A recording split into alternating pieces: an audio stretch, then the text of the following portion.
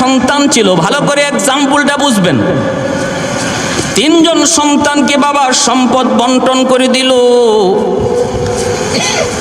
একজন সন্তান ছিল বড় খারাপ, এর অভ্যাস ছিল খারাপ, চরিত্র ছিল খারাপ, বাজে কাজে মন্দ কাজে সময় ব্যয় করে, জুয়া খেলে, মদ খায়, গাঞ্জা খায়।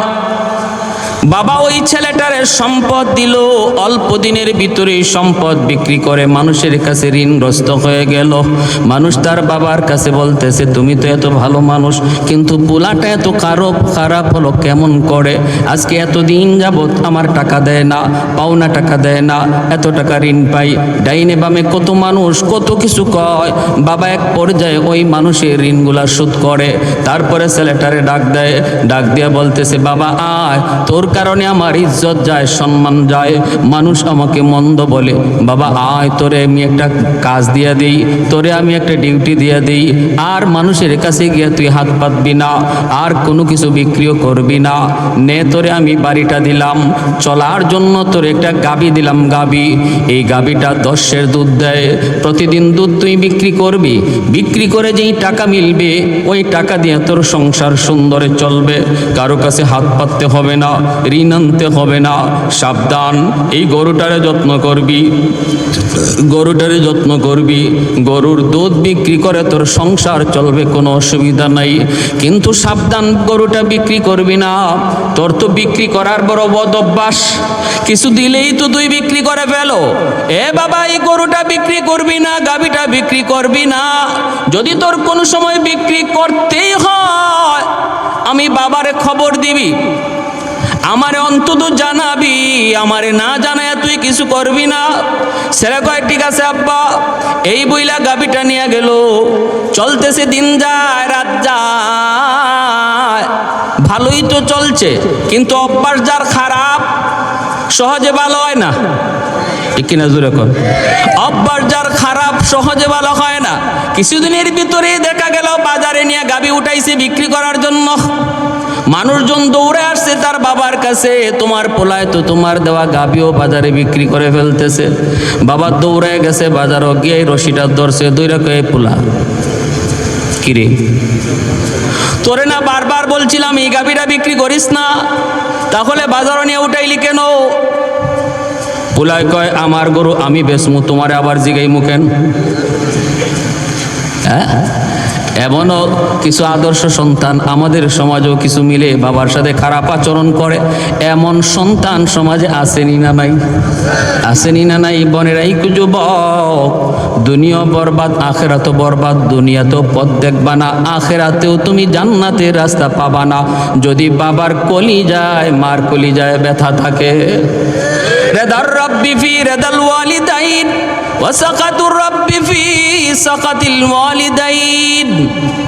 আল্লাহর নবী বলে, যেই বাপ মা সন্তানের উপর রাজি, ওই সন্তানের উপর আল্লাহ রাজি হয়ে যান। যেই সন্তানের উপরে বাপ মা নারাজ, আল্লাহ তার উপরে নারাজ। পিসাবের দরবারে করুণা হাতি দিয়েও আল্লাহকে রাজি করানো যাবে না যদি বাপ মা নারাজ থাকে। এখালি কমলা খাওয়ায় মারে খুশি করো যুবক, এখালি কমলা খাওয়ায় বাবারে খুশি করো।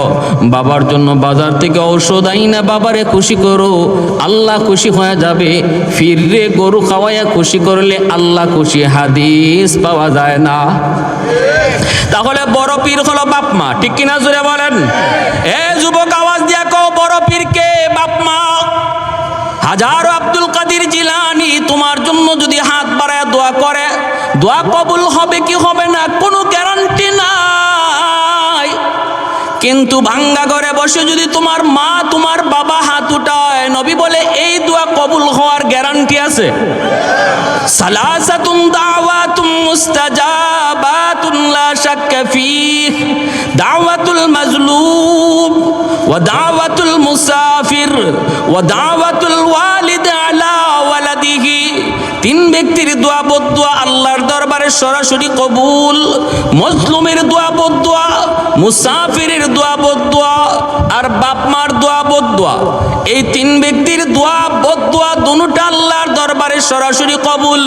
বাপ মা যদি দোয়া করে দোয়াও আল্লাহর দরবারে কবুল। বাপ মা যদি বদদোয়া দেয়, অন্তর থেকে যদি বদদোয়া দেয়, বদদোয়া সরাসরি কবুল হয়ে যায়। যেই সন্তানের উপরে বাপ মার বদদোয়া, দুনিয়ার 1 নম্বর ক্ষতি হলো তুমি জীবনে হায়াতের ভিতরে বরকত পাবা না। 2 নম্বর হলো রিজিকের মধ্যে বরকত পাবা না। 3 নম্বর হলো লেখাপড়ায় কোনোদিন উন্নতি পাইবা না। 4 নম্বর হলো তোমার সন্তান কোনোদিন তোমার খেদমত করবে না। এটা দুনিয়ার নগদ শাস্তি। এই পুলায় কয় কি, আমার গরু আমি বেসমু, তোমার আবার জিগাই মুখে। বাবা কই এটাই কি কথা ছিল? তোরে আমি বারবার বললাম যদি একান্ত প্রয়োজনে বেচতেই হয় আমি বাবারে বলবি। কয় আমার মন চাইছে না, তোমারে কইছি না। বাবা কয় তাহলে তোর গরু বেচাই লাগবে। কয় আমি বেচমুই। বাপে কয় তাহলে আমার কাছে বেচ। বাপে কি কয়? আমার কাছেই বেশ। পুলায় কয় তুমি কিনবা? বলে হ আমি কিনবো। কত টাকা? হে নিয়ত ছিল বেচবো 10,000, বাপের কাছেও চাই 15,000। বাপের কাছে চায়। বাপে কয় ঠিক আছে তোরে 15,000ই দিলাম। এই 15,000 দিয়েই বাবা গরুটা কিনলো। কিনার পরে বাবা এইবার বলতেছে তোর জন্য আমার কাছে যেন আর কোনো বিচার আচার না আসে। দেখেন এখানে বাবা গরু দিল, বাবা এখন কিনলো কেডায়? কেন কিনছে বাবায়? কারণ বাবায় দেখতেছে পোলায় গরুটা বেচতেছে আরেক জায়গায়। ঠিক তেমনি ভাবে আল্লাহ পাক রব্বুল আলামিন আমার আপনারে জান দিছেন, মাল দিছেন, দিয়ে আল্লাহ বলছেন তুমি এইভাবে চালাও, জানটারে এইভাবে চালাও, মালটারে এভাবে খরচ করো। এখন দেখা যায় আমরা ওই পোলার মতো আমার মর্জি মতো জান আরেক জায়গায় বিক্রি করে ফেলতেছি, মাল আরেক জায়গায় বিক্রি করে ফেলতেছি। তখন আল্লাহ কয় এরা বান্দা রাখ রাখ রাখ, তুই যখন বেচবি আমি আল্লাহর কাছে বেচ, আমি তোর জানমাল কিনে নিলাম। সুবহানাল্লাহ। বিনিময়ে তোমার জান্নাত দিলাম, জান্নাত কিনলাম ঠিক, কিনার পরে আবার তোর কাছেই দিয়া দিলাম। কিনছি আমি, কিন্তু ভোগ করার অধিকার দিলাম তোমারে। এই দেহর দ্বারা, এই জানের দ্বারা, মালের দ্বারা যত উপকার লাভ করা যায় তুমি করো, আমি আল্লাহ লাগবে না। তুমি এই দেহ দ্বারা, এই মাল দ্বারা, জান দ্বারা উপকৃত হও। যদি তুমি আমাকে আমার দেওয়া, আমার কিনা ওই জানমাল আমার মর্জি মতো চালায়া তুমি কবরে যাইতে পারো আমারে বুঝ দিয়া, আমার মাল আমারে বুঝ দিয়া যদি কবরে যাইতে পারো, আমি আল্লাহ তোমার মাল তোমারে সঠিকভাবে বুঝায় দিব। আর একটু জোরে সুবহানাল্লাহ। ভাইর আমার, এজন্যই তো যুবক আজকের মাহফিল যুবকদের দ্বারা আয়োজন। যুবক এই রবিউল আউয়াল মাসে তুমি তোমাকে এইভাবে প্রস্তুত করো, আমি আমার জান, আমি আমার মাল নিজের মর্জি মতো ব্যয় করব না। কারণ এই জানমালের মালিক আমি না, মালিক আল্লাহ। যেই জিনিসের মালিক আমি না, মালিক আরেকজন, কিন্তু দখলে আমার। এই জিনিসের নামই হলো আমানত। আমানত কাকে বলে? যেই জিনিসের মালিক আমি না কিন্তু দখলে আমি। এই সমস্ত জিনিস হলো আমানত। আমানতের বস্তু ব্যবহার করার তরিকা হলো নিজের মর্জি মতো ব্যবহার করা যায় না, মালিকের মর্জি মতো ব্যবহার করতে হয়। 10,000 20,000 টাকা যদি আপনার কাছে কেউ আমানত রাখে, এই টাকা আপনি ইচ্ছা মতো খরচ করলে খেয়ানত হবে। বরং যে রাখছে মালিক যদি কয় এই 10,000-এর ভিতরে 100 টাকা অমুকরে দাও, 200 টাকা অমুকরে দাও, 300 টাকা অমুকরে দাও, এইভাবে সে যেই তালিকা তৈরি করে দেয়, ওই তালিকা মতো যদি তুমি 10,000 টাকা খরচ করো তাহলে আমানতে আমানতদারি রক্ষা হলো। কিন্তু নিজের মর্জি মতো 1 টাকা ব্যয় করলে আমানতে খেয়ানত হয়। নবী বলে লা ঈমান লিমান লা আমানাত লা, লা ঈমান লিমান লা আমানাত লা, লা ঈমান লিমান লা আমানাত লা। আল্লাহর নবী কয় যার ভিতরে আমানতদারি নাই তার ঈমান নাই, তার ঈমান নাই, তার ঈমান নাই। ভাইরা আমার, কষ্ট হলো মসজিদে গিয়া নামাজ পড়ো। তোমার তোমার দেহের উপরে যদি কষ্ট লাগে, শীতের দিনে ঠান্ডা পানির কষ্ট রে যুবক। ও আল্লাহর বান্দা, তুমি বৃদ্ধ, আল্লাহর হুকুম মোতাবেক তুমি তোমার দেহটারে খরচ করলায়, আমানতদারি রক্ষা হলো। এরকম বৃদ্ধ, এরকম যুবক কবরে যাইতে দেরি, আল্লাহ তারে জান্নাতের মালিক বানাইতে দেরি হয় না। আল্লাহ নবী, রহমতের নবী, মসজিদে নববীতে বসা একজন যুবকের ঘটনা শোনাই। দেখো এই যুবক তার জানমাল কিভাবে আল্লাহরে বুঝাইয়া দিছে। একটু মনোযোগ দিয়ে শোনো যুবক, এত দূর থেকে এসেছি গল্প গুজব করার জন্য নয়, কিছু খোরাক দেওয়ার জন্য। দিলের কানটা খুলে একটু শোনো রে আল্লাহর গোলাম। রং তামাশা করে যৌবন কালটা তুমি নষ্ট করে দিও না, কারণ যৌবন কালটা হলো আল্লাহর ওলি হওয়ার বয়স। এই দুনিয়ায় যত আল্লাহর ওলি হয়েছেন সবাই যৌবনে আল্লাহর ওলি হয়েছেন। যৌবনকাল ইবাদতের কাল, যৌবনকাল ওলি হওয়ার কাল। মায়ার নবী মসজিদে নববীতে বসা, ওই অবস্থায় সাহাবায়ে কেরাম আল্লাহর নবীর চতুর্দিকে ঘেরাও দেয়া বসা। হঠাৎ করে আল্লাহর নবী দেখেন একজন সাহাবী বড় পাগল পারা হইয়া নবীর দরবারে হাজির। আল্লাহর নবী জিজ্ঞেস করতেছেন, কিরে সাহাবী, ব্যাপার কি এত পাগল হইয়া নবীর দরবারে? ঘটনা কি, কি সমস্যা তোমার একটু খুলে বলো। আল্লাহর নবী দেখেন তার সাহাবী সাদ আসলামী রাদিয়াল্লাহু তাআলা আনহু একজন টাটকা যুবক, কিন্তু চেহারা বড় কালো, এত কালোর কালো আরবের মানুষ তারে আরবের কাক কয়, গোরাবুল আরব কয়। ওই আরবের কাক কয়ে তারে ডাকি। চেহারার সুরত বেশি ভালো না, নাক কানের ভালো কোনো নমুনা নাই, রং অতি কালো, কাকের চেয়েও বেশি কালো। আল্লাহ নবী জিজ্ঞেস করেন, সাদ ঘটনা কি, এত পাগল হয়ে নবীর দরবারে? সাদ সালামি তখন বলতেছে, নবী গো আমি বড় পেরেশান, আপনার একখান হাদিস লই আমি বড় পেরেশান। নবী বলতেছে, কোন হাদিস?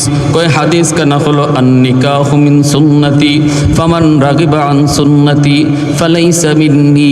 বিবাহ করা আমি নবীর সুন্নত, উপযুক্ত হওয়ার পরে সামর্থ্য থাকার পরেও যে বিয়ে করলো না, সে আমি নবীর উম্মত না। ওগো নবী, হাদিস কেন আপনার কিনা একটু আমাকে বলুন। নবী বলতেছেন, হাদিস খানা তো আমার। ইয়া রাসূলুল্লাহ, আপনি বলেছেন উপযুক্ত হলো, বিয়ের বয়স হলো, এরপরে সামর্থ্য থাকলো, এরপরেও যদি বিয়ে না করে তাহলে আমি নবীর উম্মত না, আমি নবীর উম্মত না। কত বড় ধমকি, কত বড় ধমকি! আজকে আমাদের সমাজে যে যুবক বয়স হয়ে গেল বিয়ের, এরপরও বিয়ে বসে না, আল্লাহ নবীর চরম ধমক।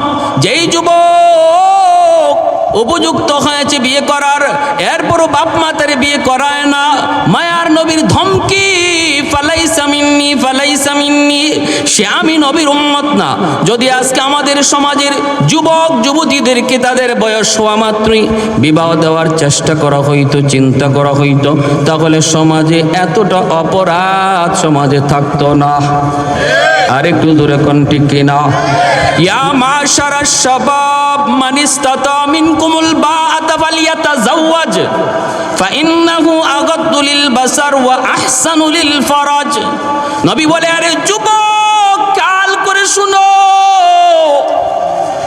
বয়স হয়ে গেল তোমার বিয়ে করার, এরপরে যদি বিয়ে না করো, আমি নবী বললাম বিয়ে করো, করার দ্বারা তোমার চোখটা নত হয়ে আসবে, লজ্জাস্থানের হেফাজত হবে।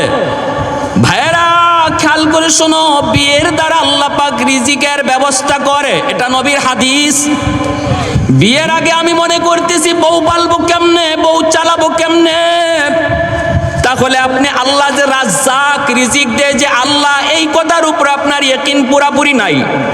ঠিক কিনা জোরে কর?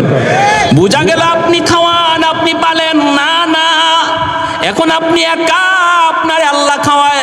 যখন আপনি হবেন 2 জন তখনও কে খাওয়ায়, যখন হবেন 4 জন তখনও কে খাওয়াবে? অতএব বিয়ের পরে অনেক মানুষের রিজিক খুলে গেছে, জীবিকার ক্ষেত্র খুলে গেছে, এমন প্রমাণ 1টা 2টা নয়, বহু প্রমাণ রয়েছে, বহু নজির রয়েছে। এজন্য বাপ মা যারা, অভিভাবক যারা, আপনাদেরকেও বলি, অনুরোধ করে বলি, উপযুক্ত যুবক, উপযুক্ত যুবতী, উপযুক্ত ছেলে আর উপযুক্ত মেয়ে বিয়ে বয়স হওয়ার পরেও যদি বিয়ে না করান, আর এই কারণে আপনার ছেলে যদি কোনো অন্যায় করে, মেয়ে যদি অন্যায় করে, তারা যেমন আল্লাহর দরবারে অপরাধী, বাপ মাও আল্লাহর দরবারে আসামি। কষ্ট পাইছেন আপনারা? আমার কথা কষ্ট পাইছেন? বাপ মাও সমান অপরাধী। যারা বলতেছেন পোলাটা একটা ব্যবসা ধরুক, বিয়ে পাশ করুক মেয়েটায়, হুজুর MA পাশ করে নিক, একটা চাকরি লয়ে এলো, তারপরে বিয়েটা করাই, বউ ফালবো কেমনে, এই নিয়ত করে যারা ছেলে মেয়ে উপযুক্ত হওয়ার পরও বিয়ে করাইতেছেন না, বিয়ে দিচ্ছেন না, আল্লাহর দরবারে আসামি হওয়ার অপেক্ষায় থাকেন। এই যৌবনের পাগলামি যদি তারা করে, আর এই অপরাধী সে যেমন হবে, বাপ মা সমান অপরাধী হবে। এজন্য দোহাই, সমাজকে বাঁচান। সাহাবী বলতেছি, ইয়া রাসূলুল্লাহ, ওগো নবীজি, আমি তো বিয়ে করার জন্য বিভিন্ন জায়গায় প্রস্তাব দিয়েছি, কিন্তু আমার কাছে কেউ বিয়া দেয় না। নবী বলে, কেন দেয় না? কয়, আমার মদিনায় কোনো বাড়ি নাই, মদিনায় কোনো ঘর নাই, আমি তো মক্কা থেকে হিজরত করে মদিনায় এসেছি। সাহাবায়ে কেরামের ভিতরে দুই দল, একদল মুহাজির আর একদল আনসার। মদিনার সাহাবীদেরকে আনসার বলা হয়, নবীর সাথে মক্কা থেকে যারা হিজরত করে মদিনায় এসেছে তাদেরকে মুহাজির বলা হয়। মুহাজিরদের মদিনায় কোনো নিজস্ব ঘর বাড়ি ছিল না, আনসাররা তাদেরকে জায়গা দিচ্ছেন। ওই রকম একজন মুহাজির সাহাবী হলেন সাদ সালামি। তিনি বলেন, নবী গো, আমি যে বিয়ে কইরা বউ আনমু, বউ রাখমু, কই ঘর নাই, বাড়ি নাই। আমার তো বাড়ি মক্কায়, আমার বাড়ি দখল করে রেখেছে আবু জাহেল, আমার বাড়ি দখল করে রেখেছে মক্কার উতবা সাহেবা, আমার বাড়ি তো দখলে আজকে বেদিনদের, বেঈমানদের। দ্বীনের খাতিরে, ধর্মের খাতিরে আপনার মহব্বতে বাড়িঘর সব ছেড়ে এসেছি গো নবী, কিন্তু এখানে আমি আরেকজনের বাড়িতে থাকি, আমি এখন বউ আনলে কই রাখবো, এজন্য আমাকে কেউ বিয়ে দিতে রাজি হয় না। এটা হলো এক কারণ। দ্বিতীয় কারণ হলো, নবী গো, আপনি আমার চেহারাটা একবার দেখুন, চেহারাটা এত কালোর কালো, আমার গায়ের রং এত কালো, এত কালো, চেহারার কোনো নমুনা ঢকঢাকও ভালো না, এজন্য আমারে কেউ বিয়ে দেয় না। এখন আমি কি করব গো নবী? আপনি তো বলেছেন বিয়ে যদি কেউ না করে সে আমার উম্মত না, আমার তো শারীরিক চাহিদা রয়েছে বিয়ে করার, আমি এখন বিয়ে না করলেনি চলে, কেউ বিয়া দেয় না, তে আমি কি করমু? আমি এখন করমু কি? আপনি আমার একটা বুঝ দেন, বিয়া যদি করতেই হয় কোন জায়গায় বিয়ার প্রস্তাব দিমু, আর যদি বিয়া না করলে চলে, আপনি আমারে অনুমতি দেন। আল্লাহর নবী কয়, সাদ রে, কেউ বুঝি তোমার কাছে বিয়ে দেয় না? কয়, না গো নবী, কেউ বিয়ে দেয় না। আল্লাহর নবী কয়, যাও, আমি নবী তোমারে পাঠাইলাম মদিনার অমুক একজন জমিদার, নতুন মুসলমান হয়েছে, তার একমাত্র একটা মেয়ে আছে, জমিদার, সম্পদের কোনো অভাব নাই, মেয়েটাও এত সুন্দর, মদিনার মানুষ তারে হুরে মদিনা কয়া ডাকে, মদিনার হুর, মদিনার হুর, এত সুন্দরী, এত সুন্দরী। ওই মেয়েটার জন্য আমি তোমাকে পাঠাইলাম, বিয়ের প্রস্তাব লইয়া যাও। আরেকটু জোরে কন্যা সুবহানাল্লাহ। কে পাঠাইতেছেন? বলেন নবীজি। কে পাঠাইতেছেন? আমার নবী, রহমতের নবী পাঠান। সাদ সালামি সাথে সাথে দৌড় শুরু করে দিলেন, একটু চিন্তা করলেন না, কই যাইতেছি বিয়ার প্রস্তাব লইয়া, হায় হায় কই যাইতেছি, জমিদারের মেয়ে, গরিবের মাইয়া, আমার কাছে বিয়া দেয় না, আর নবী আমারে পাঠাইতেছে জমিদার বাড়িত। হায় হায়, বিশ্ব সুন্দরী মদিনার মানুষ যারে হুর কয়, হুর, আমারে কালো মাইয়াই কেউ দেয় না, নবী আমারে হুরের কাছে পাঠায়। বুঝছি আমার কপালে মনে হয় বিয়া নাই, মাইর আছে। আমরা হইলে কত চিন্তা করতাম, ঠিক কিনা? আমরা হইলে মনে মনে ভাবতাম, বুঝছি নবী আমাকে নিজের দরবার থেকে কেমনে তাড়ায় দেব, এইভাবে না তাড়াইয়া যাও মিয়া কেউ বিয়া দেয় নাতে আমি কি করমু। এই কথা নবী না বইলে কোনো একটা শুরুতে হয়তো আমাকে দরবার থেকে ভাগাইছেন, এমনটা আমরা হলে ভাবতাম। কিন্তু তারা তো নবীর সাহাবী, তারা তো আমার নবীর কথার উপরে কি পরিমাণ ইয়াকিন, আমার নবীর কথার উপরে কি পরিমাণ বিশ্বাস, কি পরিমাণ ইয়াকিন। জীবন যাবে তবুও নবীর কথা ফালাইতে পারেন না সাহাবীরা, ঠিক কিনা? জান যাবে তবু আমার নবীর কথা ফালানো যাবে না। সাদ সালামি দৌড় শুরু করে দিলেন বিয়ার প্রস্তাব লইয়া। মাঝখানে সাহাবীরা পাইছে, কিরে সাদ এত পাগল হয়ে কই যাও? সাদ সালামি বলতেছে, আমি বিয়ার প্রস্তাব লইয়া যাই। সাহাবীরা কয়, কার বাড়িতে যাও? কয় অমুকের বাড়িতে। সাহাবীরা কয়, কসকে বেটা কার লাগি বিয়ার প্রস্তাব? কয় আমার লাগি। কি কয়? কার জন্য? কয় আমার জন্যই। কয় নিজের চেহারাটা একটু আয়নায় দেখছো নি? নিজের চেহারাটা একটু আয়নার সামনে দেখছো নি? সাদ সালামি কয় দেখছি তো। কয় তাহলে কোন সাহসে তুমি হুরে মদিনারে বিয়ে করতে যাও? একটু কি ভয় লাগে না? গেলে পরে তুমি বিয়ার প্রস্তাব দিয়া বাড়ি থেকে ফিরতে পারবাইনি, নাকি ওখানে বাইন্দা তৈব? এটাও তো একটু তোমার হিসাব করা দরকার। সাদ সালামি কয় আমি তো বিয়ার প্রস্তাব দেই নাই, প্রস্তাব দেওয়াইছেন দিনের নবী, মায়ার নবী। আর একটু জোরে সুবহানাল্লাহ।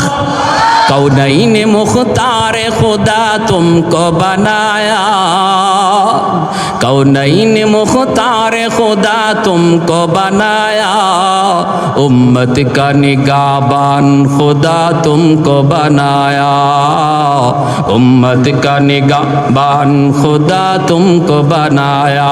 मौला मेरा आका मेरा रहमत की नबी है, तजदार मदीना है तो वाह अरबी है, तजदार मदीना है तो वाह अरबी है। अशजार ने देते हैं नबूवत के शहादत, तशकीक कमर में है तो अंगुल की इशारात, तशकीक कमर में है तो अंगुल की इशारात। একটু জোরে বলেন না আল্লাহু আকবার। একটু জবান খুলে জিকির করে আর একটু সামনে আগাই ভাই, পিছনে আমার অনেক ভাই দাঁড়ানো। আজকে আমি যদি একজনের জায়গা দিই, আল্লাহ আমারে জান্নাতে জায়গা দিবে। লা ইলাহা ইল্লাল্লাহ জোরে।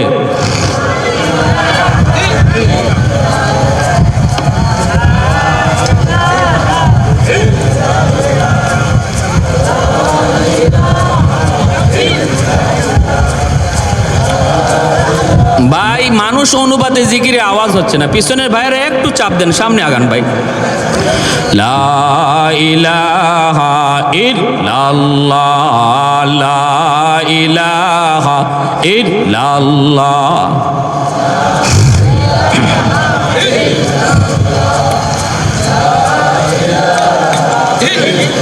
আরো জোরে, লা ইলাহা ইল্লাল্লাহ।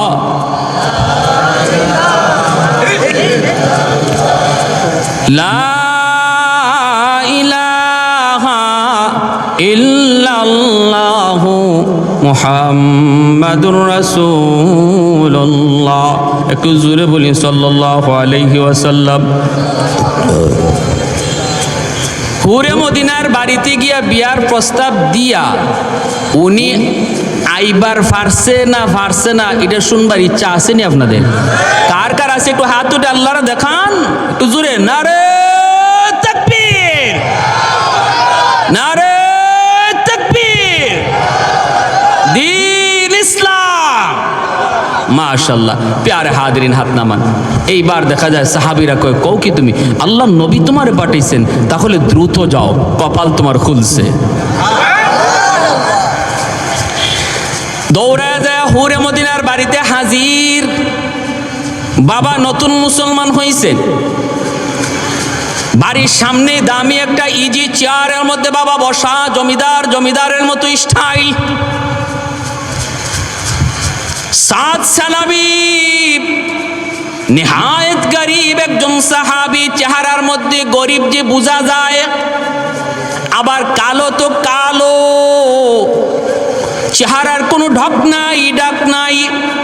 যাইয়াই তিনি সালাম দিলেন, আসসালামু আলাইকুম ওয়া রাহমাতুল্লাহ। হুরে মদিনার বাবাই কয় ওয়ালাইকুম আসসালাম ওয়া রাহমাতুল্লাহ। সালাম দেওয়ার সহি তরিকা কিভাবে? আসসালামু আলাইকুম ওয়া রাহমাতুল্লাহ, এতটুকু পর্যন্ত বলা, এটা হলো সালামের সহি তরিকা। কেউ যদি খালি কয় আসসালামু আলাইকুম, হবে সালাম, তবে অর্ধেক হইবে, অর্ধেক হবে না। অর্ধেক দোয়া হইছে, অর্ধেক দোয়া হয় নাই। আবার আমাদের দেশে কিছু রাজনৈতিক সালাম আছে, আসসালামু আলাইকুম। হে যে কি কইছে হেও বুঝছে না, যারে কইছে হেও বুঝছে না। আর যদি আসসালামু আলাইকুম না কইয়া কয় আসসালামু আলাইকুম, তো সাম শব্দের অর্থ হইছে মরণ। আসসালামু আলাইকুম অর্থ হইল তোমার উপরে শান্তি না দিল, আর আসসালামু আলাইকুম অর্থ হইল তুমি তাড়াতাড়ি মরো। শান্তির দোয়া না কইরা মরার দোয়া। এই জন্য সাবধান, এই রাজনৈতিক সালাম দিয়ে না, আল্লাহর দোয়া। সালাম যিনি দিবেন পুরাটা দেন, আসসালামু আলাইকুম ওয়া রাহমাতুল্লাহ। আর যাকে সালাম দেওয়া হয় তারে শুনায়া দেওয়া ওয়াজিব, তারে শুনায়া দিবেন। আর যিনি জবাব দিবে ইনি জবাবটা তারে শুনায়া দিবে। সালাম দেওয়া সুন্নত, জবাব দেওয়া ওয়াজিব। জবাব দেওয়া। আবার আমাদের সমাজের কিছু ভদ্র মানুষ আছে, সালাম দিলে জবাব দেয় না। এটা আরেক স্টাইল। এটা হইল তাই একজন সমাজের একজন নেতা হইছেন, এটার আলামত, ঠিক না? এইরকম জবাব না। আবার কেউ আছে জবাব দেয় এটা কোন দিকতে জবাব? ওয়ালাইকুম আসসালাম ওয়া রাহমাতুল্লাহ উনি কইব না, কয় কয় এই কইলে পরে ওয়াজিব আদায় হইব? যিনি সালাম দিছে ইনি তো সব পায়ে গেছে, আর যিনি কইছেন কবরে গেলে কইব ওয়াজিব তোর কইছে, কবিরা গুনাহ, কবিরা গুনাহ। সাবধান, করেন না, জবাব দিবেন ওয়ালাইকুম আসসালাম ওয়া রাহমাতুল্লাহ, তারে শোনায় দিতে হবে। ইমাম আবু দাউদ রহমতুল্লাহ গেলে সালাম দিছে এক লোকে, ইনি আসিলেন আরেকটা কাজে, উনি নৌকা ভাড়া কইরে তার পাশে গিয়ে সালামের জবাব শোনাইয়া দিছে, বুঝাইয়া দিছে। বুঝেন? আর আমরা কইয়া জবাব দিয়ে সেরে যাই। হাই হাই, আসসালামু আলাইকুম ওয়া রাহমাতুল্লাহ। পুরে মদিনার বাবাই কয় ওয়ালাইকুম আসসালাম ওয়া রাহমাতুল্লাহ। কে তুমি? কয় আমি নবীর সাহাবী। কি নাম তোমার? সাদ সালামি। কেন আইছো? কয় আপনার মেয়ের বিয়ার প্রস্তাব লইয়া। হুরে মদিনার বাপে কয় কাল লাগি? কয় আমার লাগি। যেমন প্রশ্ন এরম উত্তর, জটকাট, কোনো গুজামিল নাই, এটা নাই। কয় তো কি হয়েছে? এই কি তুমি এটা নতুন মুসলমান হয়েছে তো ইসলামের সব বিধিবিধান তার পুরাপুরি জানা নাই, এজন্য চেয়ার থেকে লাফ মারে খারাই গেছে, মাথা গরম হয়ে গেছে, পায়ের রক্ত মাথায় উঠে গেছে। কয় কি নাকের সেন্টার ঠিক নাই, টুটের সেন্টার ঠিক নাই, রঙের কোনো পাত্তাই নাই। আর আমার মেয়ে হইল মদিনার বিশ্ব সুন্দরী। হুরে মদিনা মানুষে কয় হে বলে আমার মেয়ের লাগি বিয়ার প্রস্তাব লিয়ে আইছে। হুরে মদিনার বাবা দাঁড়ায় কয় হুশ আসেনি তোমার? কয় 100%। নিজের চেহারাটা আয়নার সামনে দেখছো নি? কয় প্রতিদিন দেখি। কয় কেমনে তুমি সাহস করছো? কয় আমি তো করি নাই। কে করাইছে? কয় আমার নবী পাঠাইছে। আল্লাহু আকবার, সুবহানাল্লাহ। নতুন মুসলমান হয়েছে তো এরপরও হজম করতে পারে না, কারণ রাগটা বেশি হয়ে গেছে।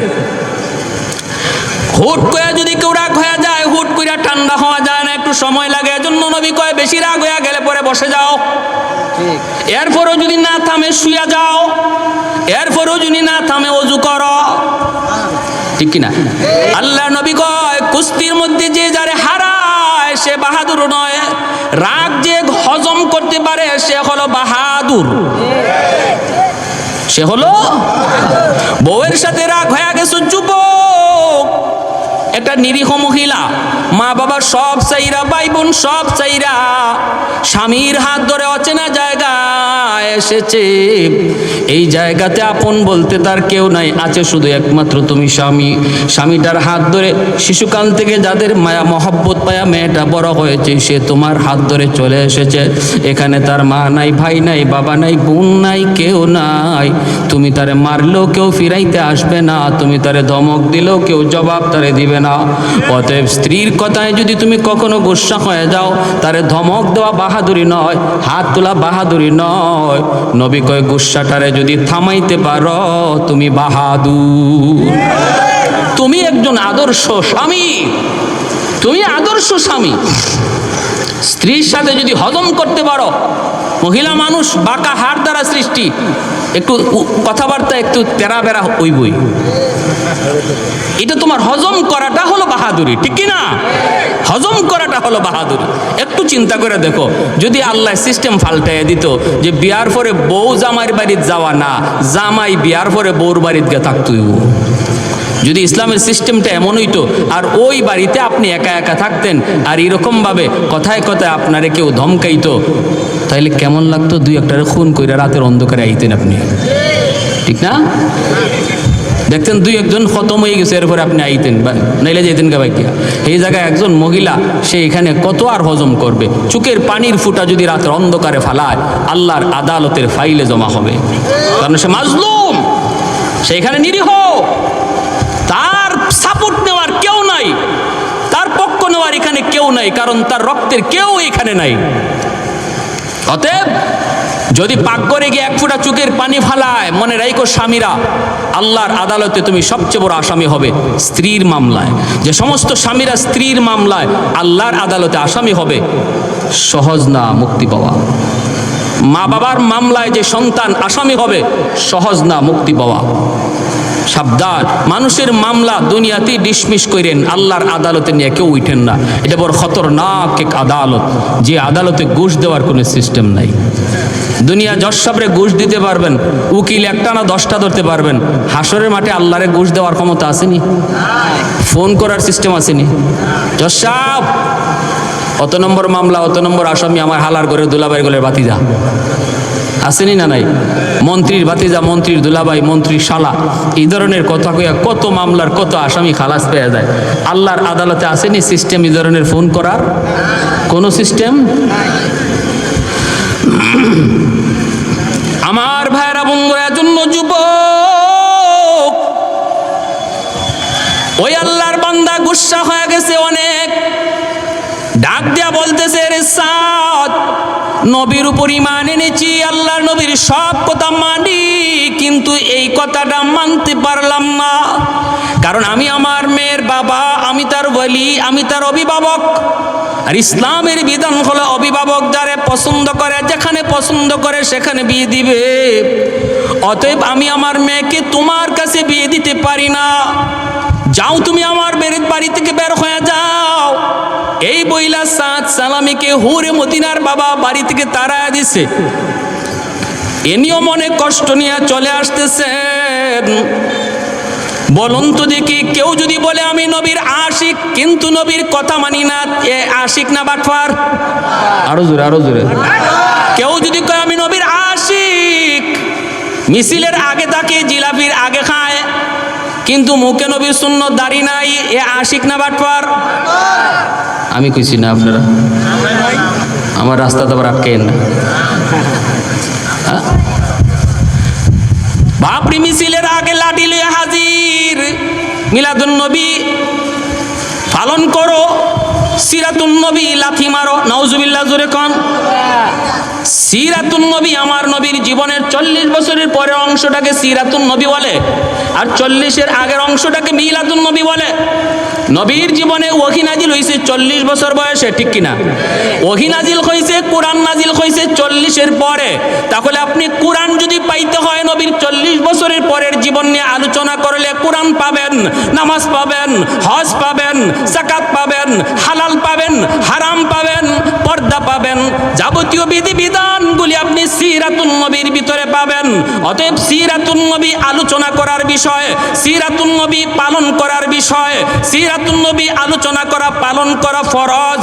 আর মিলাদুন নবী, নবীর জন্ম থেকে নিয়ে 40 পর্যন্ত কোরআন পাওয়া যায় না, কারণ 40-এর আগে নবীর কাছে কোরআন নাজিল হয় নাই। এই জীবনের পাঠটার নাম হলো মিলাদুন নবী। আলোচনা করা সওয়াবের কাজ, আলোচনা করা নফল বন্দেগীর সওয়াব, কিন্তু সিরাতুন নবীর আলোচনা করা ফরজ, মিলাদুন নবীর আলোচনা করা নফল।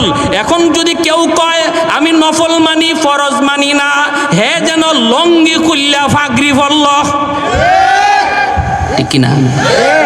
কই হুজুরে এত সোয়াব কইছে ফাগরি ফরার, তাহলে কপালে যা আছে লঙ্গি খুললা ফাগরি ফরিলিম।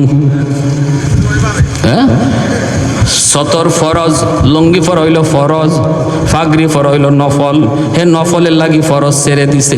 যারা মিলাদুন নবী মানে সিরাতুন নবী মানে না, এরাও নফল লইয়া ফরজ ছেড়ে দিছে, ঠিক কিনা? ঠিক কিনা ভাইরা আমার? জন্য বলতেছি যুবক, একটু মনোযোগ দিয়ে শোনো।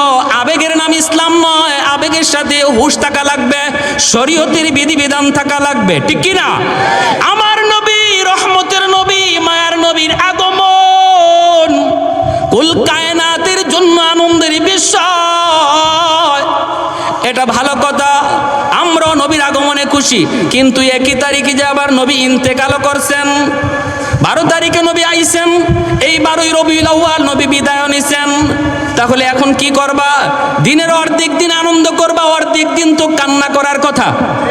হ্যাঁ, আপনার একই দিনে যদি ছেলে হয়, একই দিনে বাবা মারা যায়, ছেলে হইছে আবার বাবাও মারা গেছে, এখন ছেলে হওয়ার আনন্দ এটা কি ঠিক থাকবে? ঠিক থাকবে না। বাবা মারা গেছে, মনটা খারাপ হয়ে যাবে, আনন্দ নষ্ট হয়ে যাবে, ঠিক কিনা?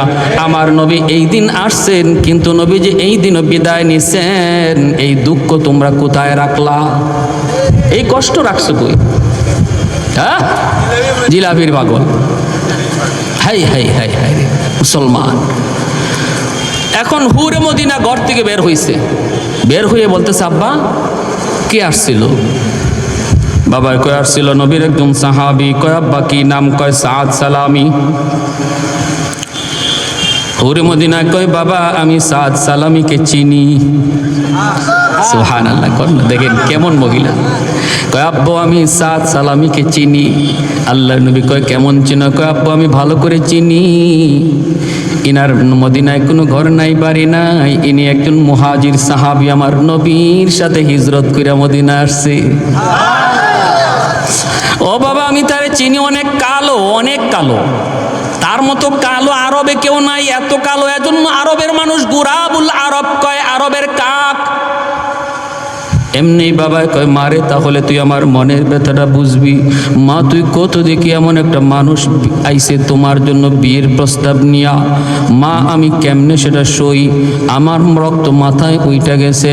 আমার মেয়ে হলো মদিনার সবচেয়ে সুন্দরী, আমার মেয়ে হলো হৌরে মদিনা যার উপাধি, আমি হলাম মদিনার একজন জমিদার। আর আসছে একজন মানুষ যার মদিনায় ঘর নাই, বাড়ি নাই, আবার চেহারা সুরতের কোনো ডক নাই, ডাক নাই। মা একটু বলতো আমি কেমন করে তার প্রস্তাবটা মেনে নেই? আমি তো ধমক দিয়ে বের করে দিছি। এমনি মেয়েটা কয় আব্বু কি করছো তুমি? কয় ধমক দিয়ে বের করছি, ওই যে দেখ যায়। এমনি হুরে মদিনায় কয় আব্বু একটা কথা তোমারে জিজ্ঞেস করি গো আব্বু, তুমি কি সাদ সালামিরে জিজ্ঞেস করেছ এই সাদ কার দরবার থেকে এসেছি? বাবা কো তুমি কি তারে জিজ্ঞেস করেছো সাদ কার কাছ থেকে এসেছে? একটু জিজ্ঞাসা নি। বাবা কো মারে আমি জিজ্ঞাসি, নবীর দরবার থেকে এসেছে। ও বাবা তুমি কি তারে জিজ্ঞাসো বিয়ের প্রস্তাবটা কে দিছে? সে নিজে না নবী দেওয়াইছেন? বাবা কন এটাও জিজ্ঞাসি, সে নিজে দেয় নাই, নবী দেওয়াইছেন, নবী প্রস্তাব দেওয়াইছেন। এমনি হুরে মদিনা কান্না শুরু করে দিছে, চোখের পানিটা মুছে। আর কয় বাবা গো তুমি সর্বনাশ করে ফেলেছো, বাবা তুমি ডাকাতি করে ফেলেছো গো বাবা। আমার নবী যদি সাদ সালামিকে পছন্দ করে থাকেন, আমার নবী যদি এই বাড়ির জামাই হওয়ার জন্য সাদকে পছন্দ করে থাকেন, তাহলে নতুন করে তুমি সাদের পরিচয় আমার কাছ থেকে নাও। ও বাবা, আমি সাদকে চিনি। এই আরবের মধ্যে সাদের চেয়ে সুন্দর আরেকজন যুবক আরবের ভিতরে না। এমনি বাবাই কই, মা তুমি কও কি? একটু আগে তুমি কইলা তার কালো তো কালো, জমের কালো, চেহারা শুরুতে একদম ভালো না, এখন তুমি বলতেছো বিশ্ব সুন্দর। মা তোমার এই বক্তব্য পাল্টাইলা কেন? মেয়ে তখন বলতেছে, বাবা গো তুমি এখনো বুঝো নাই, আমার রহমতের নবী সরওয়ারে দু জাহান যেই চোখ দিয়া এই বাড়ির জামাই পছন্দ করেছেন, এই চোখের চেয়ে সুন্দর চোখ দুনিয়াতে আল্লাহ কাউরে দেয় নাই। আমার নবীর আল্লাহ যে চোখ দিছে, এত দামি চোখ দুনিয়ার কাউরে আল্লাহ দেয় নাই। অতএব আমার নবীর চোখ দিয়া যেই জামাই পছন্দ, যেই পাত্র পছন্দ, এর চেয়ে উপরে পছন্দ করার মতো কোনো মহামানব আল্লাহ জমিনে কাউরে বানাই নাই। বাবা তুমি মস্ত বড় ভুল করে ফেলেছো। তাড়াতাড়ি করে তুমি যাও নবীর দরবারে, যায় বলো এই বিয়েতে আমি রাজি, তুমিও রাজি। তাড়াতাড়ি করে যেন পাত্র সাজায় গুছায় নবী যেন পাঠায় দেয়। পাঠাইতে দেরি, বিয়া হইতে দেরি হবে না। আরেকটু জোরে সুবহানাল্লাহ। तकबीर में कलमा में नमाजों में अज़ा में, तकबीर में कलमा में नमाजों में अज़ा में, है नाम इलाही से मिला नाम मुहम्मद, है नाम इलाही से मिला नाम मुहम्मद। महबूब ने कहा सल्ले अला नाम मुहम्मद, आको की जिया दिल की जिला नाम मुहम्मद, आको की जिया दिल की जिला नाम मुहम्मद। একটু জোরে আল্লাহু আকবার। বাইরে ঘটনা পরে আরো অনেক সিরিয়াস, সব ঠিক, এরপরও কিন্তু বিয়াটা হয় নাই। এরপরও সব ঠিক, এরপরও বিয়াটা হয় নাই। কার কার শুনবার ইচ্ছা হাত উঠে আল্লাহর একটু দেখাও। আল্লাহ তুমি প্রতিটা হাতকে কবুল করো, জোরে বলি আমিন। আর একটু জোরে বলি আমিন।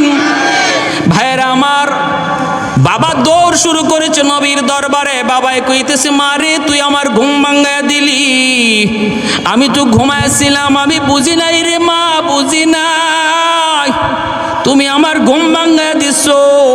এই বইলা বাবা দৌড় নবীর দরবারে যায় বলতেছে, ইয়া রাসূলুল্লাহ, সাত সালামি নবীকে যায় খবর পৌঁছানোর আগেই হুরে মদিনার বাবা নবীর কাছে পৌঁছে গেছে। আল্লাহ নবীর কাছে এই খবর সাত পৌঁছাইতে পারেন নাই, এর আগেই হুরে মদিনার বাবা যায় হাজির।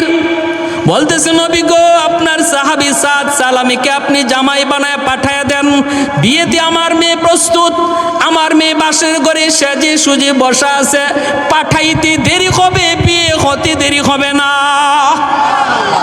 আল্লাহর নবী রহমতের নবী সাহাবায়ে কেরামদেরকে ডাকলেন, সাহাবীরা কে কোথায় আছো, তাড়াতাড়ি করে তোমরা জমা হও, তোমাদের ভাই সাদ সালামি জমিদার বাড়িতে বিয়ে করতে যাবে। খালি হাতে কেমন করে যায়, জমিদার বাড়িতে বিয়ে করতে যাবে, একটু চাঁদা কালেকশন করো, তোমরা কিছু সাহায্য করো। সাহাবায়ে কেরাম তারা একত্রিত হয়ে গেলেন, যে যা পারতেছেন সাহায্য করছেন। বস্তা ভরা টাকা হয়ে গেল। সাহাবীরা একজন আর একজনের দিকে তাকায়, আবার সাদের দিকে তাকায় মুস্কি হাসে। সাহাবীরা কয়, সাদ রে, কেমন চান কপাল লইয়া আইসু, প্রিন্সের মতো আমাদের এক একজনের চেহারা, এরপরও হুরে মদিনাকে বিয়ে করার স্বপ্ন দেখতে পারি নাই। আর তোমার চেহারা তোমার কাছেই ভালো লাগে না, তবুও তুমি হুরে মদিনা পায়া গেছো, কেমন চান কপাল লইয়া আইসো। জোরে কন্যা সুবহানাল্লাহ। ভাইয়ের জন্য মনে রাখবা, যে সমস্ত পুরুষেরা খুব সুন্দর পুরুষ, সুঠাম দেহের পুরুষ, চেহারা বড় সুন্দর, কালো বউ পাইছেন, আফসোস কইরেন না, কারণ এটা তকদিরের ফয়সালা। হ্যাঁ, আর যারা বউ পাইছেন খুব সুন্দর, নিজে খুব কালো, শুকরিয়া আদায় করেন। কি আদায় করেন? এটা কে মিলাই দিছে? বস্তা ভরা টাকা নিয়ে সাদ সালামি মনের আনন্দে রওনা দিছে বিয়ে করার জন্য। বাজার করবে, বাজার। মনের ভিতরে কত আনন্দ। বাজারে গিয়া মনের আনন্দে তিনি সদাই কিনলেন, অলংকার কিনে ফেললেন, শাড়ি কিনে ফেললেন। ওই অবস্থায় মনের আনন্দে ঘোড়ার পিঠে মাত্র উঠছেন, তিনি ঘোড়ার পিঠে উইটা তিনি রওনা দিবেন। এইদিকে হুরে মদিনার বাড়িতে অসংখ্য অগণিত মানুষের আনাগোনা, জমিদার মানুষ, মদিনার ভিআইপি মানুষগুলাকে তিনি দাওয়াত করেছে। আবার হুরে মদিনা বান্ধবীদেরকে দাওয়াত করে এনেছি। রম রম করতেছে পুরা বাড়িটা, মানুষই গিজগিজ করতেছে। সবাই অপেক্ষায় নতুন জামাই আসবে। এই অবস্থায় বাসর করে বান্ধবীরা হুরে মদিনাকে সাজায়। হুরে মদিনা বহু খুশি। বান্ধবীরা কয়, কি রে হুর, কি খবর, এত আনন্দ? কয়, আমার স্বামীকে পছন্দ করছে জাননি, পছন্দ করছেন সরওয়ারে দু জাহান, রাহমাতুল লিল আলামিন, এজন্য আমি মহা খুশি। এইদিকে আমার ভাইরা, ওই সাদ সালামে তিনি ঘোড়ার পিঠে উঠবেন, হঠাৎ করে তিনি আওয়াজ শুনতে পাইলেন বাজারের এক মাথা থেকে আরেক মাথায় একজন মানুষ লাল কাপড় নিয়ে দৌড়ায়, আর একটা আওয়াজ দেয়, আসুনি কোনো মুসলমান, অমুক জায়গায় জিহাদ, অমুক জায়গায় যুদ্ধ চলছে বেঈমানদের সাথে সাহাবায়ে কেরামের। ওই যুদ্ধে মুসলমান পরাজিত হওয়ার পথে মুসলমানের রক্ত ঝরছে। আসুনি কেউ মুসলমানের সাহায্যে তুমি যুদ্ধে যাবা, আসুনি কেউ নবীর আশিক তুমি যুদ্ধে যাবা, মুসলমান পরাজিত হওয়ার পথে। আওয়াজটা যেই মাত্র সাদ সালামির কানে আসলো, সাথে সাথে ঘোড়ার লাগাম ধরে তিনি ঘোড়া আটকায় দিলেন। এইবার নিজের মনরে জিজ্ঞেস করেন, রে সাদের মন, একটু বল তুই কোন দিকে যাবি? একদিকে বাসর ঘর, মদিনার সবচেয়ে সুন্দরী তোর অপেক্ষায় বসা, তোর জন্য হাজারো মানুষ অপেক্ষায়। অন্যদিকে তোর মুসলমান ভাইয়ের রক্ত ঝরছে জিহাদের ময়দানে। এ সাদ, একটু বল, তুই কি বাসর করে যাবি নাকি গলা কাটতে জিহাদের ময়দানে যাবি? নিজের মনকে যখন প্রশ্ন করেছেন, তখন সাদের মন জবাব দেয়া কয়, রে সাদ, আমার নবী বলেছেন, আল মুসলিমুন কাজাসাদিন ওয়াহিদ, ইনিস্তাকা আইনু ইস্তাকা কুল্লুহু। সমস্ত মুসলমান একটা দেহের মতো। দেহের কোনো একটা অঙ্গ আঘাত পাইলে যেমন সারা দেহে আঘাত অনুভব হয়, পৃথিবীর কোনো প্রান্তে কোনো মুসলমানের কান্নার আওয়াজ যদি শুনো, মনে করবা এটা তোমার নিজের কান্না। পৃথিবীর কোনো প্রান্তে কোনো মুসলমান ভাই রক্ত ঝরে, নবী বলেন মনে করবা এটা তোমার গায়ে রক্ত ঝরছে। তুমি যদি পৃথিবীর কোনো প্রান্তের কোনো শিশু বাচ্চার কান্নার আওয়াজ শোনো, মনে করবা তোমার সন্তানটা কাঁদতেছে। যদি এইভাবে নিজের প্রস্তুত করতে পারো, তবে তুমি মুসলমান। সাদের মন বলতেছে, রে সাদ, বাসর ঘর বড় নয়, আমার নবীর হাদিসটা হলো বড়। সাদ রে, আমার মন বলে না, বাসর করে যাওয়া যায় না, জিহাদের ময়দানে যেতে হয়। সাথে সাথে তিনি ঘোড়াটা দৌড়াইয়া বাজারে আইসা পৌঁছলেন। সদাইগুলি আবার মালিককে বুঝাইয়া দিচ্ছেন, টাকাগুলি ফেরত দিতেছেন। দোকানদার কয়, ভাই আপনি কি বিয়া করবেন না? ইনি বলতেছেন, না, টাকাগুলি ফেরত দাও, আমি এই টাকা দিয়ে একটা তেজি ঘোড়া কিনবো আর একটা ধারালো তলোয়ার কিনবো। যেই টাকা দিয়ে অলংকার কিনেছিলাম অলংকার, এই টাকা দিয়ে তেজি ঘোড়া কিনবো আর তলোয়ার কিনবো। ওই টাকা দিয়া তিনি একটা ঘোড়া কিনলেন, একটা তলোয়ার কিনলেন। কিনে সাদ সালামি ঘোড়া যেখানে যাওয়ার কথা, ওই বাসর ঘরের দিকে, বিয়ে বাড়ির দিকে, সেই বিয়ে বাড়ির দিকে ঘোড়া না ফিরায়া তিনি জিহাদের দিকে ঘোড়া ছুটাইয়া দিলেন। জিহাদের দিকে ঘোড়া নিয়ে দৌড়ান। এইদিকে হাজারো মানুষ তার অপেক্ষায় বিয়ে বাড়িতে। তিনি জিহাদের ময়দানে ঢুকে একটা আওয়াজ দিলেন, রে দুশ্মনের দল, আমি সাদ চলে এসেছি, যার অপেক্ষায় আজকে হুরে মদিনা। অসংখ্য অগণিত বিয়ের আসরে আমার অপেক্ষা। আমি সেই কুরবানি, সেই আসর কুরবানি দিয়া ময়দানে এসেছি। আমার তলোয়ারের নিচ থেকে একটা বেঈমানও আমি জীবিত যাইতে দেব না। এই বইলা তিনি তলোয়ার চালানো শুরু করে দিলেন। আমার ভাইয়েরা, তার তলোয়ারের ভিতরে আল্লাহ ওই পরিমাণ শক্তি দিয়েছিলেন, এক একটা তলোয়ারের ঘুরানি দেন, শয়ে শয়ে দুশ্মনের কল্লা আলাদা হয়ে জমিনে পড়ে যায়। এক একটা ঘুরানি দেন, দুশ্মনের শয়ে শয়ে কল্লা জমিনে পড়ে যায়। দুশ্মন দিশেহারা হয়ে গেছে, মুসলমান পরাজিত হওয়ার পথে ছিল। সাহাবায়ে কেরাম আবার তারা ঘুরে দাঁড়াইছেন। ঘটনা কি? আমাদের সাহায্যে কে আসলো রে, কে আসলো? সাহাবায়ে কেরাম তারা ঘুরে দাঁড়াইছেন। আর দুশ্মনগুলি ভাগতে শুরু করলো। যাবার সময় দুশ্মনরা কয়, যার কারণে আজকে আমাদের পরাজয়, এরে কি জিন্দা চাইরো না? সব বাদ দিয়ে ওরে আগে হত্যা করো। বৃষ্টির মতো তীর মারতে আরম্ভ করলো। প্রতিটা তীর আমার নবীর সাহাবীর গায়ে লাগলো, প্রতিটা তীর গায়ে লাগলো, চালনির মতো জাজরা হয়ে গেছে। মুসলমানের বিজয়কে নিশ্চিত কইরা সাদ সালামি ওই ময়দানে নবী নবী করতে করতে শহীদ হয়ে গেছে। মুসলমানরা বিজয় দৌড়ে আসলো। কে সেই মহামানব? আসমান থেকে আল্লাহর পক্ষ থেকে বুঝি সাহায্য এসেছে, কিন্তু না, চেহারা দেখে সবাই আল্লাহু আকবার করে চিৎকার দেয়। সাহাবীরা কয়, এ তো আমাদের সাদ সালামি, আজ তো তার বিয়ের আসরে যাওয়ার কথা। আমরা মদিনায় তার জন্য চাঁদা কালেকশন করে দিয়ে আসলাম, আমরা নিজেরা তার জন্য চাঁদা তুললাম। আজকে তার জীবনের সবচেয়ে আনন্দের দিন, তার জীবনের সবচেয়ে আনন্দের দিন। সাদ তো মনে হয় বিয়ের আসরে যায় নাই, আমাদের সাহায্যে যুদ্ধে চলে এসেছে। একজন সাহাবী কাঁদতে কাঁদতে মদিনায় নবীর দরবারে হাজির। আমার নবী মসজিদে নববীতে বসা। সাহাবী কান্দে আর কয়, নবী গো, অমুক যুদ্ধে আমরা বিজয় লাভ করেছি। আল্লাহ নবী কই, বিজয় লাভ করেছো তো আবার কান্দো কেন?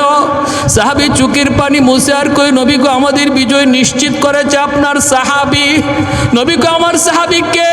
আপনার সাহাবী সাদ সালামি। আল্লাহ নবীর চোখ দিয়ে দর দর করে পানি পড়তে শুরু হলো। নবী নিজেও কান্দে আর বলেন, সাহাবীটা তুমি কও কি, আমার সাদ তো আজকে বিয়ের আসরে যাওয়ার কথা, আজকে তো হুরে মদিনার সাথে তার বিয়ে হওয়ার কথা। কয়, নবী গো, আপনার সাহাবী বিয়ের আসরে যায় নাই। ওগো নবী, জান মাল আল্লাহর রাস্তায় আল্লাহর কাছে বিক্রি, এর প্রমাণ পেশ করেছে, নজরানা পেশ করেছে, জিহাদের ময়দানে সে শহীদ হয়ে গেছে। আল্লাহর নবী রহমতের নবী তখন বলতেছেন, আমাকে ময়দানে নিয়ে চলো, আমার সাদের লাশ আমি নবী নিজের হাতে কবরে রাখবো। আমি সাদের জানাজার নামাজ পড়াবো। নবী জানাজার নামাজ পড়ে যখন লাশটা নিয়ে রওনা দিচ্ছেন, সাহাবায়ে কেরাম দেখেন নবীজি জমিনের মধ্যে পা ভালো করে লাগান না, উকি দিয়ে নবী হাঁটতেছেন। সাহাবীরা কয়, নবী গো, আপনি পা জমিনে লাগান না, কষ্ট হইতেছে গো নবী। আল্লাহ নবী কয়, রে সাহাবীরা শোনো, এই পরিমাণ রহমতের ফেরেশতা জমিনে নাজিল হইছে, আমি পা রাখার জায়গা পাইতেছি না। উপরের দিকে নবী তাকায়, একবার তাকাইলে নবীজি হাসে, নিচের দিকে তাকাইলে নবী কান্দে। হযরত ওমর কয়, নবী গো, আপনি উপরে তাকায় কাঁদে হাসেন, নিচে তাকাইলে কাঁদেন কেন? নবী বলে, রে ওমর, আমি আমার সাদের দিকে যখন তাকাই, তার কুরবানির কথা ইয়াদ হলে পরে আমার চোখ দিয়া পানি আসে। আল্লাহর জন্য এতটা পাগল, এতটা পাগল। হাসরের ময়দানে যারা দুনিয়ার লোভে পইরা আল্লাহ বলে যাবে, তাদের সামনে আল্লাহ আমার সাদরে হাজির করবে। দুনিয়ার রং তামাশা, সুন্দরী বউ পাইয়া, সুন্দরী প্রেমিকার তালে পইরা যারা আল্লাহ বলে গেছে, তাদের সামনে আল্লাহ আমার সাদরে হাজির করবে। একটু বল দেখি, তুই যার পাগল ছিলে আমার আল্লাহকে ভুলে গেছিলে? তোর সেই প্রেমিকা, তোর সেই বউ, তোর সুন্দরী সেই বধূ, সে সুন্দরী ছিল না হুরে মদিনা সুন্দরী ছিল? আমার সাদ যদি এত সুন্দরীকে ত্যাগ করতে পারলো, কোরবানি দিতে পারলো, আল্লাহর জন্য তুই কেন পারবি না? আল্লাহর নবী কয়, আমি আমার সাদের দিকে তাকাইলা পরে চোখের পানি জড়ায় কান্দি। আসমানের দিকে যখন তাকাই, তখন যখন দেখি প্রথম আকাশে জান্নাতের হুররা নেমে এসেছে, আর ওদেরকে আল্লাহ পাক বাসর করে বসায় রাখছে জান্নাতি হুর। জান্নাতি হুরদের হাতে আমি মেহেদি দেখেছি, জান্নাতি হুরদের হাতে আমি অলংকার দেখেছি। ওই জান্নাতি হুররা আমার ডাইকা বলতেছে, নবী গো, আপনার সাদরে আপনি তাড়াতাড়ি কবরে রাখুন। যেই সাদ দুনিয়ার হুরের মায়া কুরবানি দিয়া শহীদ হয়েছে, তারে কবরে রাখতে দেরি হবে আল্লাহ পাক আমাদের সাথে তার বিয়ে পড়াইতে দেরি হবে না। এজন্য আকাশের দিকে তাকাইলে পরে আমি হাসি। ভাইরা বন্ধুরা, আমার নবী রহমতের নবী কবরে নাইমা আসি সাদ সালামির দেহটাকে মাটিতে রাখলেন। এজন্য আল্লাহ বলতেছেন, ইন্নাল্লাহ আশতারা মিনাল মুমিনিনা আনফুসাহুম ওয়া আমওয়ালাহুম বিআন্না লাহুমুল জান্নাহ। নবী কবরে রাখছেন, এরপরে সাহাবীদের একটা কাণ্ড ঘটছে, কবরের উপরে একটা কাণ্ড ঘটছে। ভাইরা বন্ধুরা, কি কাণ্ডটা ঘটছে আমি একটু সময়ের ভিতরেই শেষ করব, বলবো। এর আগে শুধু একটা আবদার করি, বলুন, একটু আওয়াজ দিয়ে বলুন, আমার জান আর মালের মালিক কে? আর একটু জোরে কে? অতএব আল্লাহরে খুশি করতে যদি আমার জান দিতে হয়, অথবা আমার জানরে একটু কষ্ট দিতে হয়, নামাজ পড়তে যদি একটু কষ্ট হয়, অজু করতে যদি একটু কষ্ট হয়, টাকা পয়সা আল্লাহর রাস্তায় দান করতে যদি একটু কষ্ট হয়, আল্লাহরে খুশি করতে কারা কারা রাজি হাত উঠে আল্লাহরে দেখা। আল্লাহ তুমি প্রতিটা হাতকে কবুল করো, জোরে বলি আমিন। আর একটু জোরে বলি আমিন। একজন ভাই বলেন, আল্লাহর ঘর মসজিদের জন্য, আল্লাহরে খুশি করার জন্য নিজের মাল থেকে কিছু টাকা আল্লাহর ঘর মসজিদে দিবেন। দেখি কে সবার আগে হাতটা ওঠায়। কি লাগবো কি মসজিদের জন্য? বারান্দার কাজটা বাকি, লাগবে কি? সিমেন্ট লাগবে, রড লাগবে।